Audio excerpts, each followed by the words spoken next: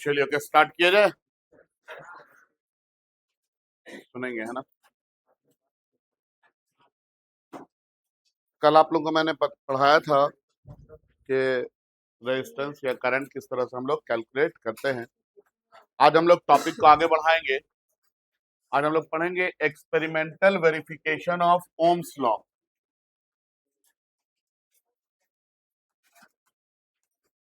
Experimental verification of Ohm's law for metallic conductor. ये जो बता रहे टॉपिक ये एग्जाम में 3 नंबर में आता है ना। जितना बात बताएंगे सारा कुछ लिख करके आना है ना। Experimental verification of Ohm's law for metallic conductor. Metallic conductor के लिए हम लोग ओम्स लॉ को वेरीफाई करेंगे। ठीक है, कि मेटालिक कंडक्टर ओम्स लॉ को फॉलो करता है कि नहीं करता है, और ये एक्सपेरिमेंट के थ्रू करेंगे है ना। और कभी भी करंट में अगर एक्सपेरिमेंट होता है तो वहां पे सर्किट होता है। जैसे आपके घर में करंट फ्लो कर रहा है तो पूरा सर्किट लगा हुआ है ना। यहाँ पे कहीं पे बल्ब है, कहीं पे फैन है, कहीं पे टीवी है, हाँ या ना। तो इस तरह से हमेशा सर्किट का इस्तेमाल करते हैं करंट चैप्टर में एक्सपेरिमेंट करने के लिए। ठीक है, तो सबसे पहले हम लोग यहाँ पे क्या बनाएंगे, सर्किट बनाएंगे। मान लेते हैं कि मेरे पास एक मेटालिक कंडक्टर है, वायर है ये, है ना। ठीक है, इस वायर के दो एंड पे हम पावर सप्लाई के दो एंड को कनेक्ट करेंगे। पावर सप्लाई बोले तो बैटरी, ठीक है ना। तो हम करते क्या है कि यहां से एक बैटरी कनेक्ट कर देते हैं। ये है बैटरी जिसका पोटेंशियल कितना है, V वोल्ट है। ठीक है, V वोल्ट में कुछ भी हो सकता है, 220 रख लीजिए, 110 रख लीजिए, आपके ऊपर है।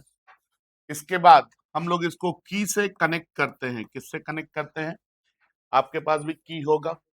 की आप जो रखे क्या करता है, ताला को खोलता है या बंद करता है, हाँ या ना। उसी तरह से ये की का भी काम है। ये क्या करता है, ये सर्किट को ओपन करेगा या फिर क्लोज करेगा। ठीक है, और इस की से फिर हम कनेक्ट करते हैं एक रियोस्टैट को। किसको कनेक्ट करते हैं, इसको रियोस्टैट बोलते हैं। ठीक है, शॉर्टकट में RH लिखते हैं। ठीक है ना। ये रियोस्टैट ये वेरिएबल रेजिस्टेंस कहलाता है। क्या कहलाता है, वेरिएबल रेजिस्टेंस। मतलब आप इसके ऊपर मूव करेंगे ना तो ये रेजिस्टेंस अलग अलग क्या करेगा, शो करेगा। ठीक है, और रियोस्टैट से कनेक्ट कर देते हैं हम लोग इस मेटालिक वायर को। ठीक है,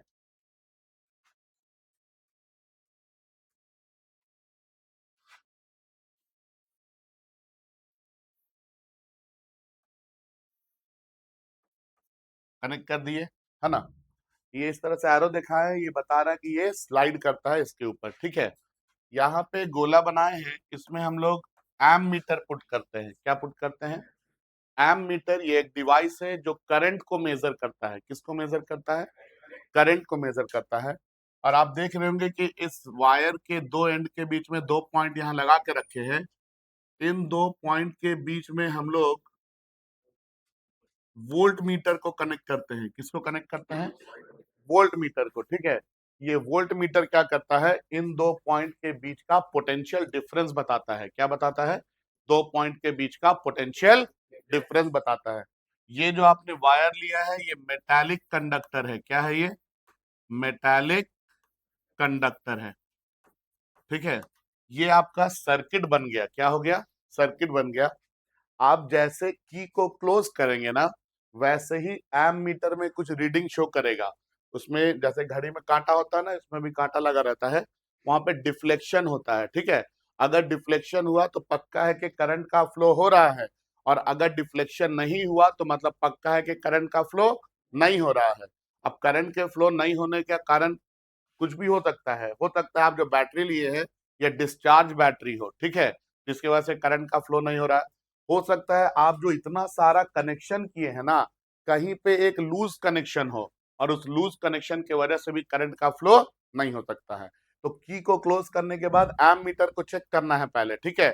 एम मीटर को चेक करेंगे, अगर इसमें डिफ्लेक्शन दिखाया, ठीक है, तो मतलब पक्का है कि करंट फ्लो कर रहा है और अब हम लोग क्या कर सकते हैं, एक्सपेरिमेंट कर सकते हैं, ठीक है। अब जब एक्सपेरिमेंट करते हैं तो कोई भी एक्सपेरिमेंट में हम लोग रीडिंग लेते हैं, क्या लेते हैं, रीडिंग। तो यहाँ पे भी जो हम एक्सपेरिमेंट करेंगे तो यहाँ पे भी क्या लेंगे, रीडिंग लेंगे, ठीक है। अब रीडिंग किसका किसका लेंगे, तो आपको दो डिवाइस नजर आ रहा है, एक ये और एक ये, है कि नहीं। मतलब पोटेंशियल डिफरेंस का रीडिंग लेंगे और उसी टाइम कितना करंट फ्लो कर रहा है उसका रीडिंग लेंगे, ठीक है। तो रीडिंग लेने के लिए हम लोग बनाते हैं एक बॉक्स,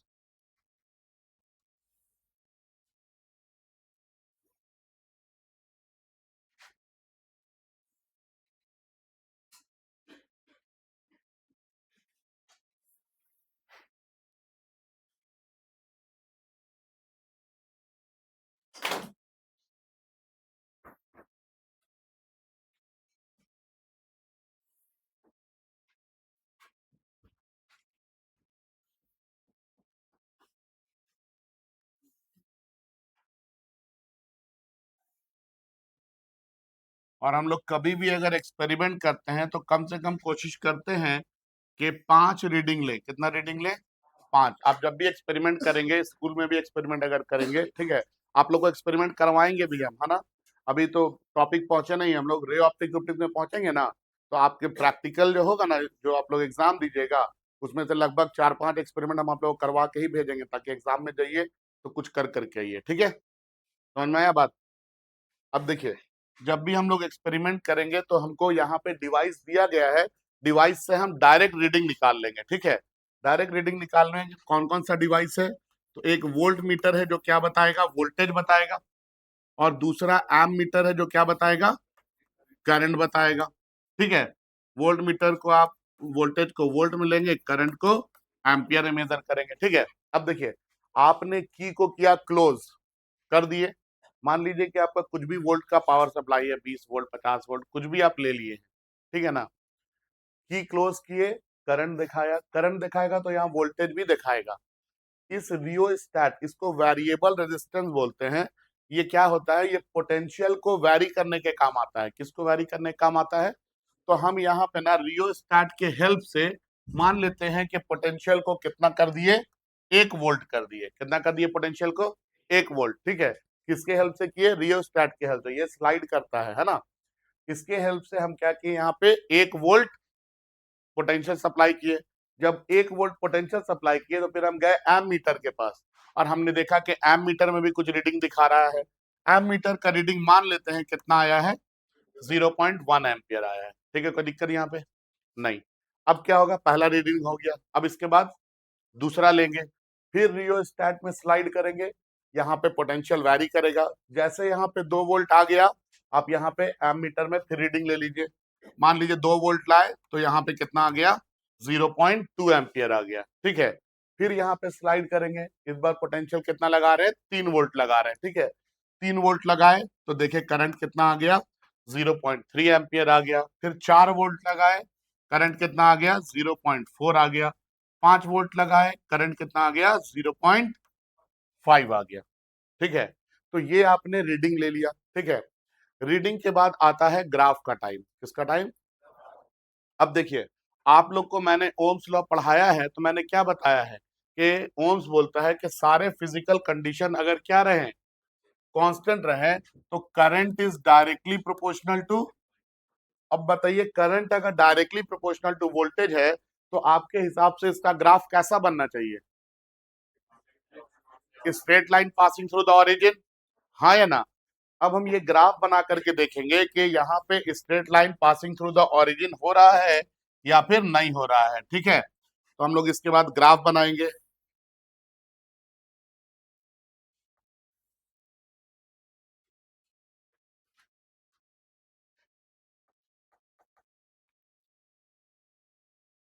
इधर हम लोग करंट को ले लेते हैं और इधर हम लोग वोल्टेज को ले लेते हैं, ठीक है।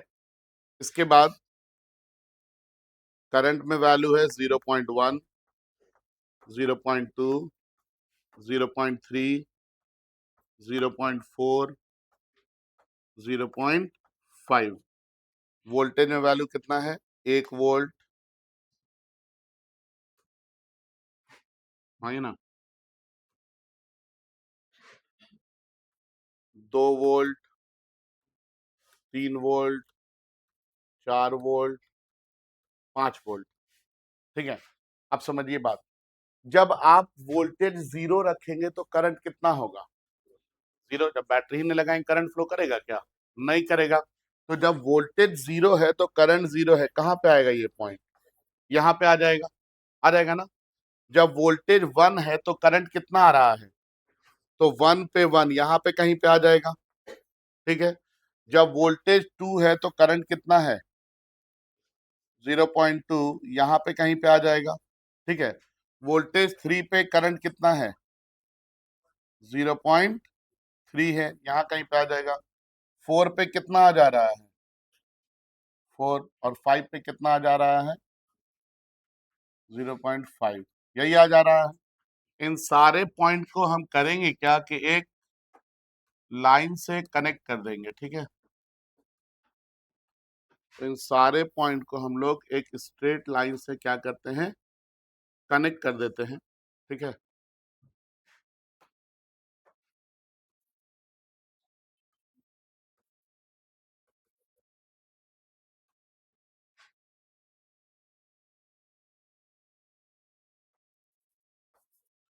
तो हम लोगों का जो ग्राफ बनेगा ये इस तरह से स्ट्रेट लाइन बनेगा, जो कि कहाँ से पास कर रहा है? ओरिजिन से पास कर रहा है, हाँ या ना?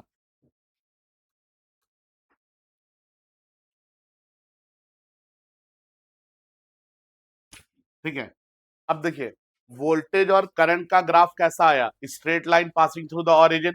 और अगर straight line passing through the origin आया है, मतलब ये क्या बता रहा है? Current is directly proportional to voltage.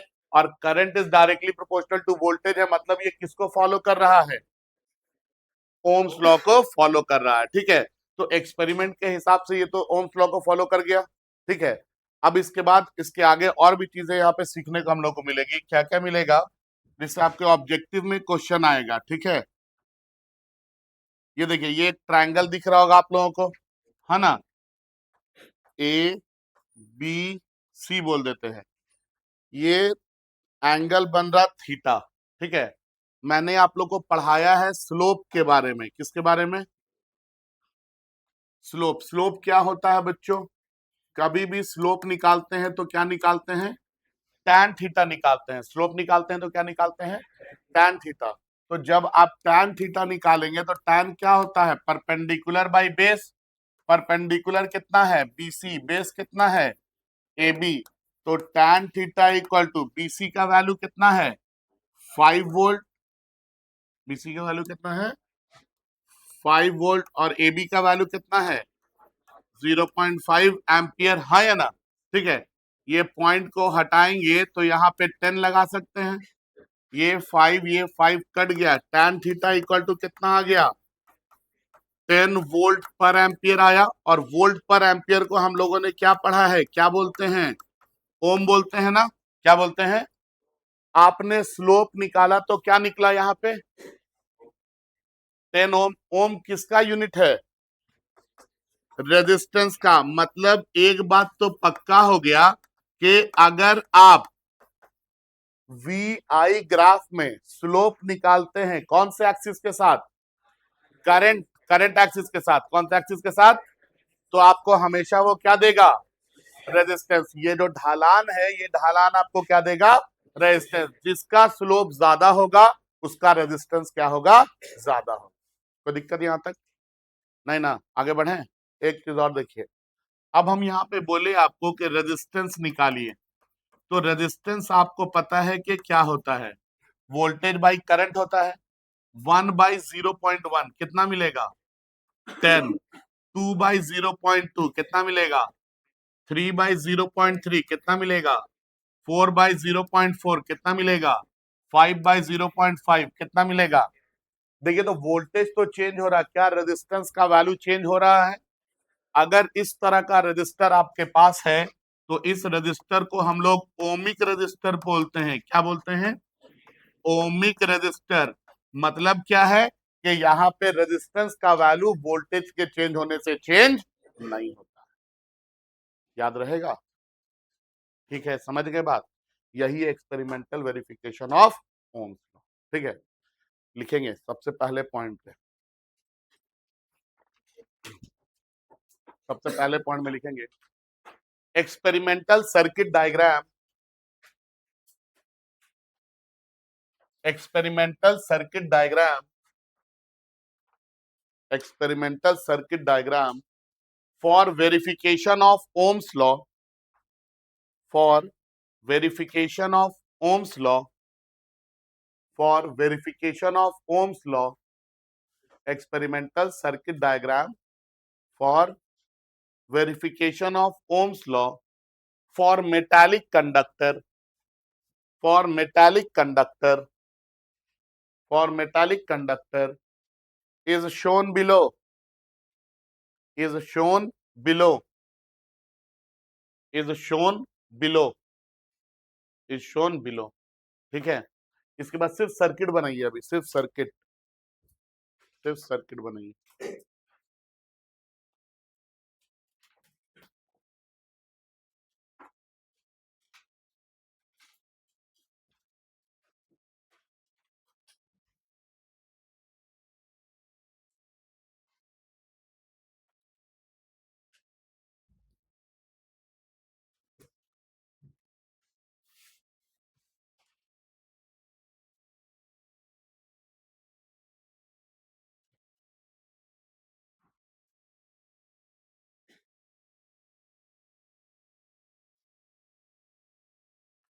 सिर्फ सर्किट बनाना है ना?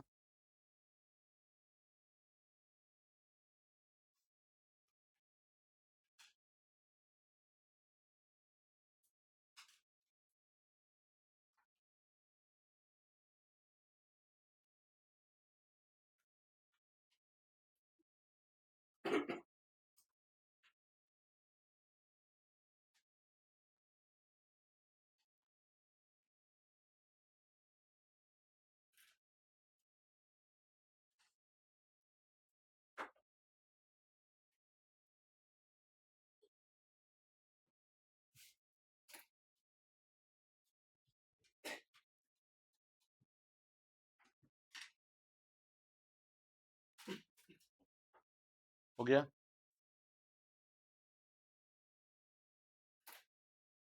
अब लिखिए इसमें बुलेट मार्क कर, कैसे कर करके लिखेंगे, है ना? पहले लिखिए बैटरी, लिखिए बैटरी, ये है ना बैटरी। ठीक है, लिखिए बैटरी, लिखेंगे इसमें it is an electrical device, it is an electrical device, it is an electrical device that provides, that provides, it is an electrical device that provides, it is an electrical device that provides electric potential energy, that provides electric potential energy, that provides electric potential energy। इसके बाद दूसरे में लिखिए, दूसरे में लिखिए volt meter, volt meter, volt meter, साथ में रहेगा वोल्ट मीटर, है ना? वोल्ट मीटर लिखिए, लिखेंगे it is an electrical device, it is an electrical device,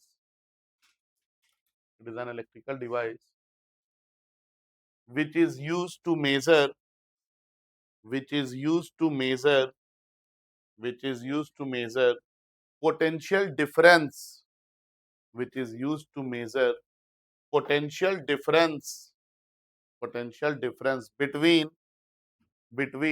any 2 point, used to measure potential difference between any 2 point, any 2 point, potential difference between any 2 point in an electrical circuit, in an electrical circuit, in an electrical circuit, in an electrical circuit, ठीक है, in an electrical circuit। इसके बाद लिखिए ammeter, ammeter, ammeter, लिखिए it is an electrical device, it is an electrical device, it is an electrical device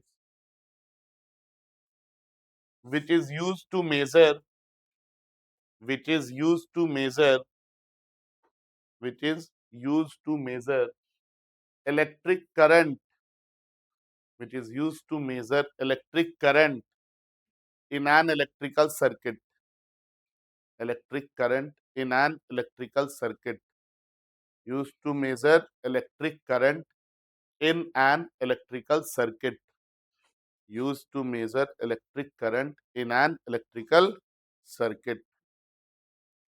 next लिखिए की, next लिखेंगे की लिखिए की, ये की लिखे है ना, की लिखिए इट इज यूज,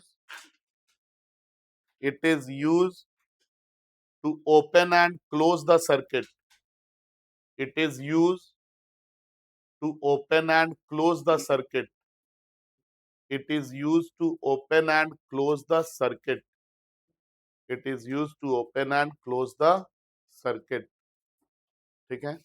इसके बाद लिखिए रियोस्टैट, इसके बाद लिखिए रियोस्टैट, रियोस्टैट, रियोस्टैट, लिखिए it is a variable resistance, it is a variable resistance, it is a variable resistance which is used, which is used, it is a variable resistance which is used to change, which is used to change the potential, which is used to change the potential difference, which is used to change the potential difference, ठीक है। अब आ जाइए point number 2 पे, point number 1 का खत्म हो गया part, अब आ रही है पॉइंट नंबर 2 पे, लिखिए नाउ, नाउ की, ये की है ना, की लिखिए और ब्रैकेट में के लिखिए, फिर की लिखिए और ब्रैकेट में के लिखिए, नाउ की ब्रैकेट में लिखिए के is closed, is closed, is closed,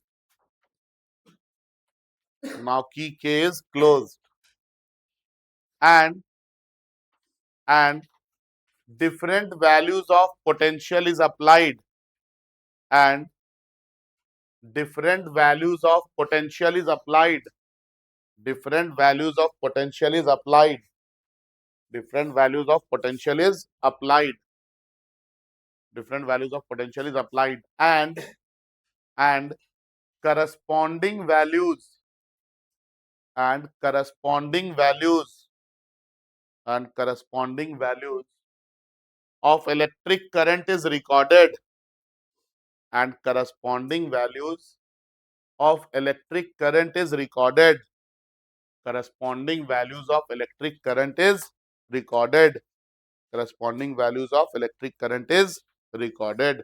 अब ये टेबल बनाएंगे, सिर्फ टेबल बनाएंगे, है ना,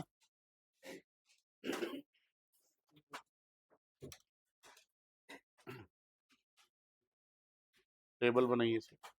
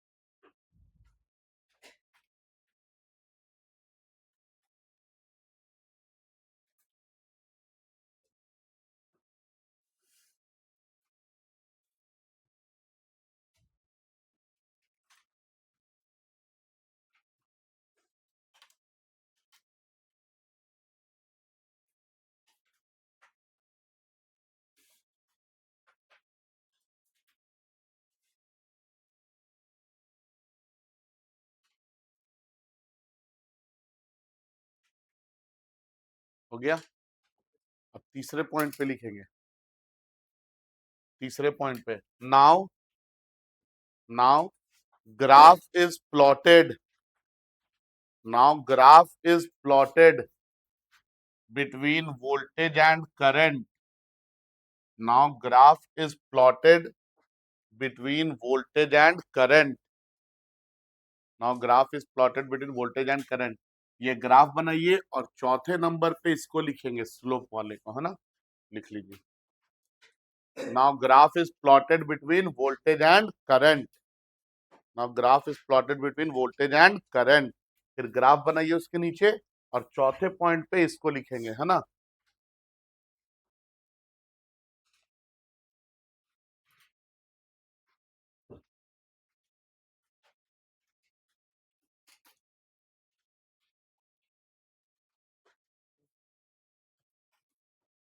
तो स्लोप आपको क्या देगा बाबू, रेजिस्टेंस देगा, ठीक है, याद रखना है, लेकिन कौन से एक्सिस के साथ, करंट एक्सिस के साथ।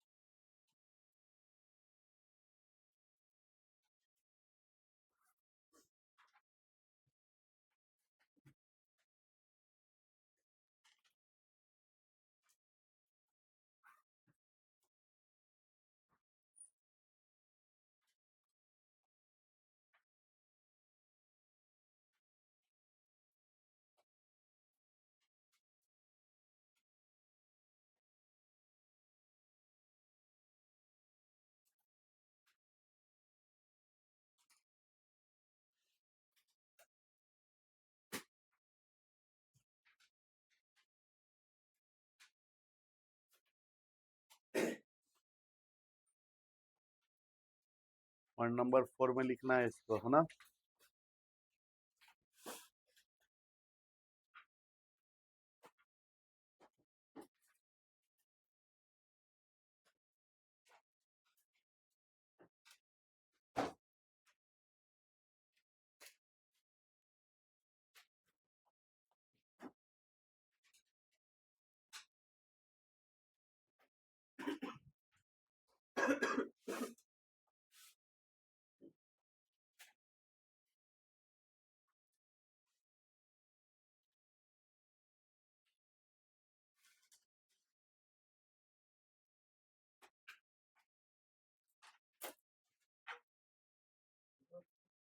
पूरा पूरा लिखना है, यहाँ तक पूरा लिख, पॉइंट नंबर 4 में इसको लिखेंगे।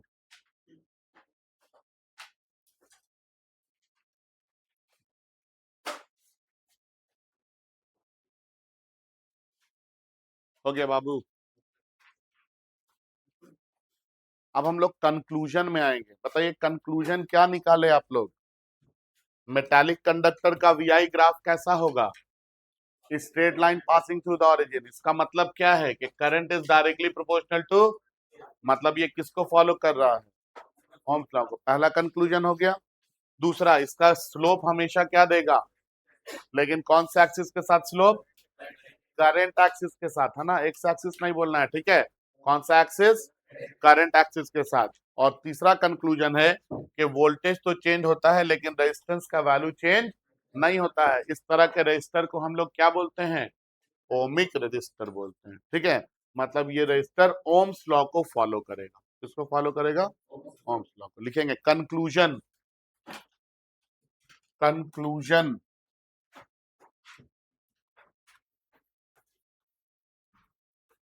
कंक्लूजन लिखेंगे पॉइंट नंबर 1 में, लिखेंगे इसमें VI graph for the metallic conductor, VI graph, VI graph for the metallic conductor, is a straight line, passing through the origin, is a straight line passing through the origin, is a straight line passing through the origin, which means that, which means that, which means that current is directly proportional to, which means that current is directly proportional to voltage, current is directly proportional to voltage, that is, that is current increases linearly, that is current increases linearly, directly proportional to voltage, current is directly proportional to voltage, that is current increases linearly, current increases, that is के बाद current increases linearly with increase in voltage, current increases linearly with increase in voltage, with increase in voltage, comma देखें, which is Ohm's law, comma देखें, which is Ohm's law, with increase in voltage, फिर comma देखें, which is Ohm's law, ठीक है, फिर आएंगे point number 2 पे लिखेंगे, पॉइंट नंबर 2 में लिखेंगे, है ना, slope of the graph, slope of the VI graph, slope of the VI graph, slope of the VI graph with with current axis, with current axis will give the value of resistance, will give the value of resistance, will give the value of resistance. Next, point number 3 में, as the value of voltage changes, as the value of voltage changes, as the value of voltage changes, there is no change, there is no change, there is no change in the value of current, as the value of voltage changes, there is no change in the value of resistance, there is no change in the value of resistance, there is no change in the value of resistance. This type of resistor, comma देखिए, this type of resistor, comma देख लिखना है, this type of resistor is known as ohmic resistor. This type of resistor is known as ohmic resistor. This type of resistor is known as ohmic resistor. Clear है यहाँ तक, है ना, exam में आएगा तो इतना दूर तक लिख करके आना है, ठीक है। अब लिखेंगे क्वेश्चन, क्वेश्चन लिखिए, लिखेंगे VI graph for 2 wire, VI graph for 2 wire A and B, VI graph for 2 wire A and B, A and B is shown below. 2 wire A and B, capital A and capital B is shown below. VI graph for 2 wire A and B is shown below. Is shown below. First up, which has greater value of resistance? Which has greater value of resistance? Which has greater value of resistance? Which has greater value of resistance? कौन होगा, क्यों होगा ये,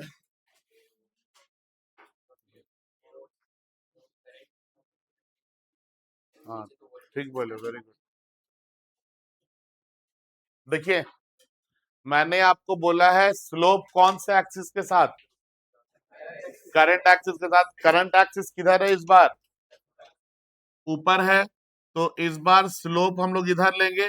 ये B के लिए इस angle को थीटा बी मान लेते हैं, और ए के लिए इस एंगल को थीटा ए मान लेते हैं। कौन बड़ा है, थीटा ए बड़ा है किससे, थीटा बी से।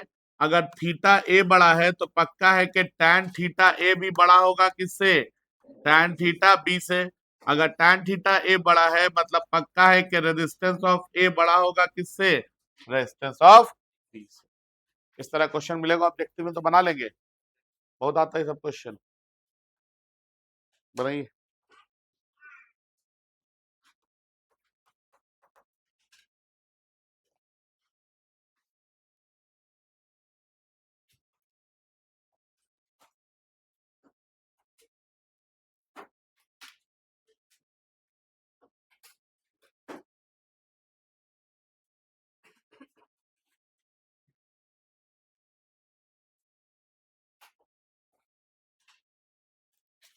अगला सवाल लिखिए।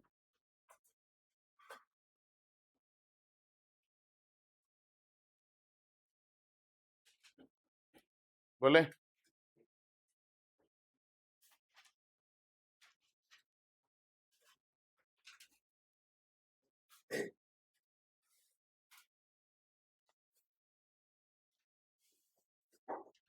We I graph, V I graph, अगला सवाल है ना, V I graph, V I graph for two wire, for two wire A and B, A and B makes an angle of, makes an angle of 30 degree and 60 degree, makes an angle of 30 degree and 60 degree, 30 degree and 60 degree, makes an angle of 30 degree and 60 degree with current axis, with current axis, full stop. Find the ratio of their resistance, find the ratio of their resistance, find the ratio of their resistance.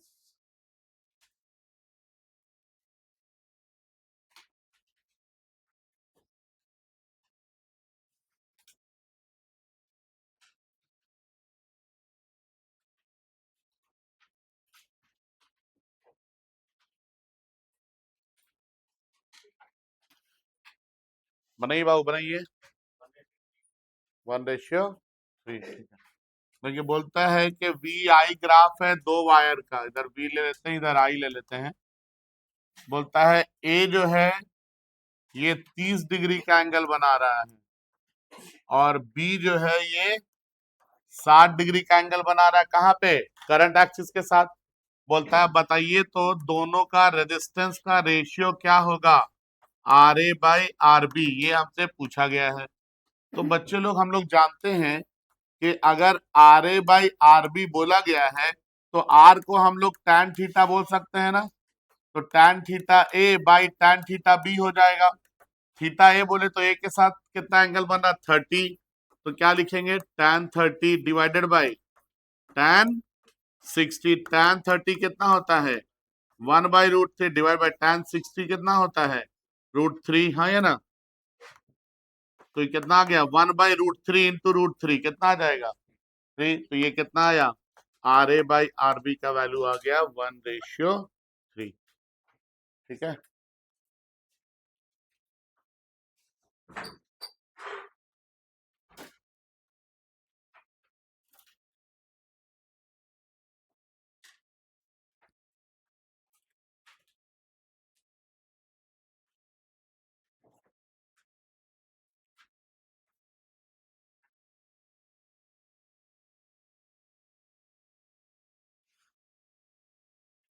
हो गया, आगे बढ़े।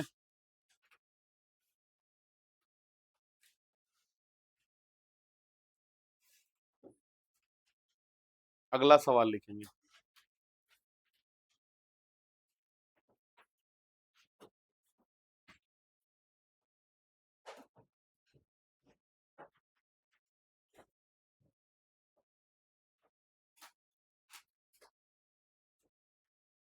लिखिए VI graph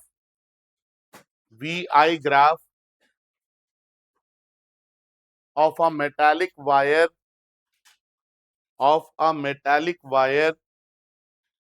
VI graph of a metallic wire at two different temperature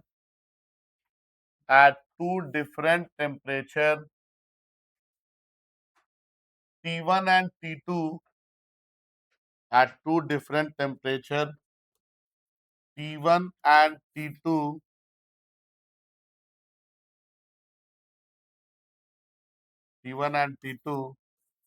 is shown below. At two different temperature T1 and T2 is shown below,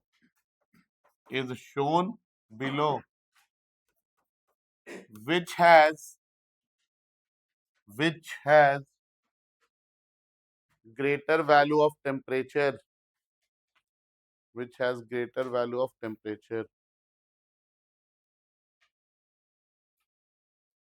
बताना है किसका temperature ज्यादा होगा। ये ग्राफ दिए यहाँ पे आपको,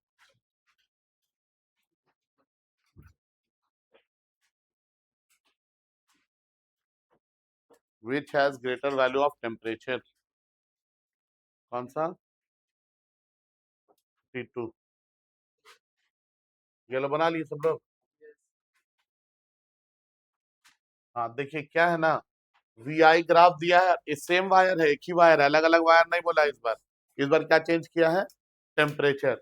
तो अगर आप देखेंगे T1 के लिए मान लीजिए θ1 है और T2 के लिए थीटा कितना है, 2 है, हाँ या ना। तो आप देखेंगे इधर प्लीज, तो कौन बड़ा है, θ2 बड़ा है किससे, मतलब कि tan θ2 बड़ा होगा किससे, tan θ1 से। tan θ2 बड़ा है मतलब रेजिस्टेंस जो है ये T2 पे बड़ा होगा किससे, रेजिस्टेंस T1 से, हाँ या ना।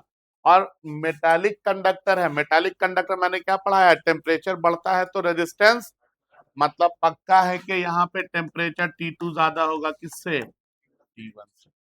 ठीक है, कॉपी कर लीजिए, बन जाएगा इस तरह क्वेश्चन। तो ये टॉपिक यहाँ पे हुआ समाप्त।